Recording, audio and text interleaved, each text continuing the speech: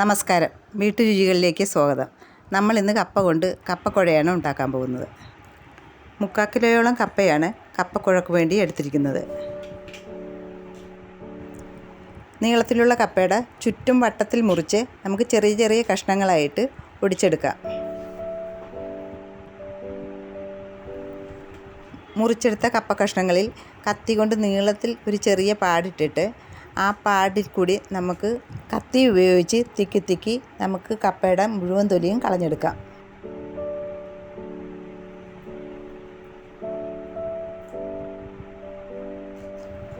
ഇങ്ങനെ ചെയ്യുമ്പോൾ കത്തി തെന്നി കയ്യിലൊന്നും കൊള്ളാതെ വളരെ ശ്രദ്ധിച്ച് വേണം ചെയ്യാൻ. ഇതുപോലെ നമുക്ക് എല്ലാ കപ്പ കഷ്ണങ്ങളുടെയും തൊലി കളഞ്ഞെടുക്കാം. എല്ലാ കപ്പ കഷ്ണങ്ങളുടെയും തൊലിയെല്ലാം കളഞ്ഞ് നമ്മൾ കൊണ്ടുവന്നിട്ടുണ്ട്. ഓരോ കപ്പ കഷ്ണവും എടുത്ത് നമുക്ക് നീളത്തിൽ മുറിച്ച് 2 കപ്പ കഷ്ണങ്ങളായിട്ട് എടുക്കാം. മുറിച്ചെടുത്ത പീസുകൾ വീണ്ടും 2ആയി മുറിച്ചെടുക്കാം. അങ്ങനെ ഓരോന്നും മൊത്തം 4 പീസുകളായി നമുക്ക് മുറിച്ചെടുക്കാം. മുറിച്ചെടുത്ത കപ്പ കഷ്ണങ്ങളുടെ നടുക്ക് നാരുണ്ടാകും. ആ നാര് നമുക്കൊരു കത്തി ഉപയോഗിച്ച് ചെത്തിക്കളയാം. ഇനി നമുക്ക് ഓരോ കപ്പ കഷ്ണവും വീഡിയോയിൽ കാണുന്നത് പോലെ ചെറുതായിട്ട് നുറുക്കിയെടുക്കാം.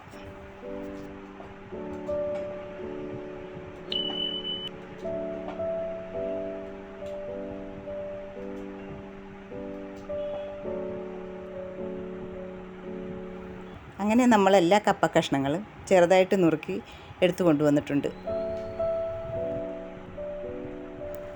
ഇനി നമുക്ക് വെള്ളമൊഴിച്ച് 3-4 പ്രാവശ്യം നല്ലതുപോലെ കഴുകിയെടുക്കാം.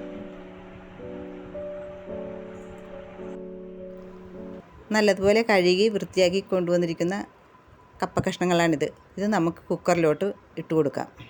ഇതിലോട്ട് നമ്മൾ 1/2 സ്പൂൺ കല്ലുപ്പാണ് ഇട്ട് കൊടുക്കുന്നത്. കല്ലുപ്പില്ലെങ്കിൽ നമുക്ക് സാദാ പൊടി ഉപ്പിട്ട് കൊടുക്കാം. ഇനി നമുക്ക് കപ്പ മുങ്ങിക്കിടക്കത്തക്ക വിധത്തിൽ വെള്ളമൊഴിച്ച് കൊടുക്കാം. ഇനി നമുക്ക് കുക്കർ അടച്ച് വെച്ച് 2 വിസിൽ വരുന്നത് വരെ വേവിച്ചെടുക്കാം.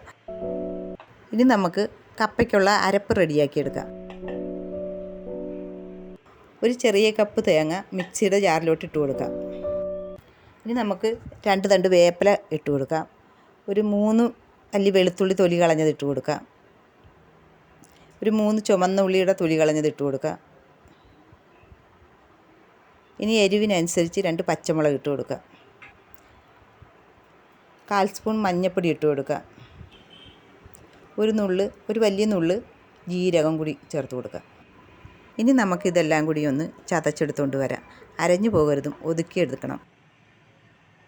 അരപ്പ് ഒട്ടും വെള്ളം ചേർക്കാതെ നമ്മൾ ഈ പരുവത്തിന് അരച്ച് റെഡിയാക്കിയിട്ടുണ്ട്. ഇനി നമുക്ക് കുക്കർ തുറന്ന് നോക്കി കഷ്ണങ്ങൾ വെന്തിട്ടുണ്ടോ എന്ന് നോക്കാം. നെക്കി നോക്കുമ്പോൾ പൊടിഞ്ഞു പോണ പരുവത്തിന് വേണം നമുക്ക് കപ്പ വേവിച്ചെടുക്കേണ്ടത്. ഇത് ആ പരുവത്തിന് കിട്ടിയിട്ടുണ്ട്. കപ്പ വേവിക്കുന്ന വെള്ളത്തിന് ഒരു കട്ടുണ്ടാകും. അതുകൊണ്ട് നമുക്ക് ഒന്നെങ്കിൽ ഊറ്റിയെടുക്കാം, അല്ലെങ്കിൽ ഒരു അരിപ്പക്കയിൽ വെച്ച് നമുക്ക് കോരിയെടുക്കാം. കപ്പ കഷ്ണങ്ങളെല്ലാം നമ്മൾ വെള്ളത്തിൽ നിന്ന് കോരിയെടുത്തിട്ടുണ്ട്. നമുക്കൊരു ചൂട് കട്ടിയുള്ള പാത്രം വെച്ച് കൊടുക്കാം. ഞാനിവിടെ കുക്കറാണ് വെച്ച് കൊടുത്തിരിക്കുന്നത്. കുക്കർ ചൂടാകുമ്പോൾ നമുക്കൊരു 2 സ്പൂൺ എണ്ണ ഒഴിച്ചു കൊടുക്കാം. എണ്ണ ചൂടായി കഴിയുമ്പോൾ നമുക്കൊരു 1/2 സ്പൂൺ കടുക് ഇട്ട് കൊടുക്കാം. കടുക് പൊട്ടിക്കഴിയുമ്പോഴത്തേക്കും നമുക്കൊരു 2-3 ചുവന്ന ഉള്ളി അരിഞ്ഞതിട്ട് കൊടുക്കാം. ഉള്ളി മൂത്ത് വരുമ്പോഴത്തേക്കും നമുക്ക് ഒരു പച്ചമുളക് വട്ടത്തിൽ അരിഞ്ഞതിട്ട് കൊടുക്കാം. ഒരു 2-3 തണ്ട് കറിവേപ്പില ഇട്ട് കൊടുക്കാം.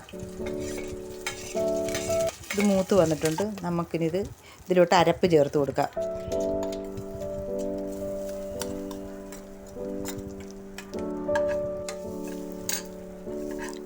അരപ്പിന് ആവശ്യമായ ഒരു 1/4 സ്പൂൺ ഉപ്പുകൂടി നമുക്ക് ചേർത്ത് കൊടുക്കാം. അരപ്പ് വേകാനായിട്ട് നമുക്കൊരു 1/2 ഗ്ലാസ് വെള്ളം കൂടി ഒഴിച്ചു കൊടുക്കാം. അരപ്പ് തിളക്കണത് വരെ നമുക്കൊന്ന് വെയിറ്റ് ചെയ്യാം.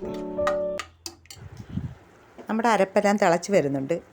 ഇനി നമുക്ക് കപ്പ കഷ്ണങ്ങൾ അതിലോട്ട് ഇട്ട് കൊടുക്കാം. ആദ്യം നമുക്ക് കുറച്ച് കപ്പ കഷ്ണങ്ങളിട്ട് അരപ്പുമായിട്ട് ഇളക്കി നല്ലതുപോലെ മിക്സ് ചെയ്തെടുക്കാം.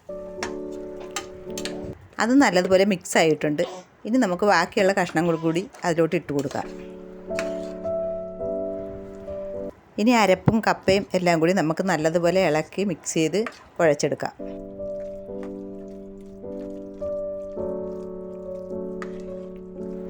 ഉടയാത്ത വല്ല വലിയ കഷ്ണങ്ങളുണ്ടെങ്കിൽ നമുക്ക് തവി കൊണ്ട് നല്ലതുപോലെ ഉടച്ചെടുക്കാം.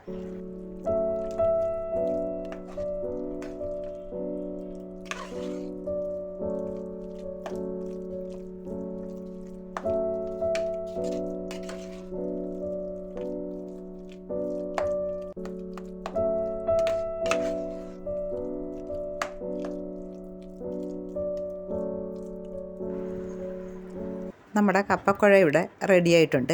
ഇനി നമുക്കിതൊന്ന് വിളമ്പണ പാത്രത്തിലോട്ട് മാറ്റി കൊടുക്കാം. ഈ റെസിപ്പി എല്ലാവരും ചെയ്ത് നോക്കണം, അഭിപ്രായം പറയണം. എല്ലാവർക്കും കപ്പക്കുഴ ഇഷ്ടപ്പെട്ടാൽ ലൈക്ക് ചെയ്യുക, ഷെയർ ചെയ്യുക, സബ്സ്ക്രൈബ് ചെയ്യുക. Thank you for watching.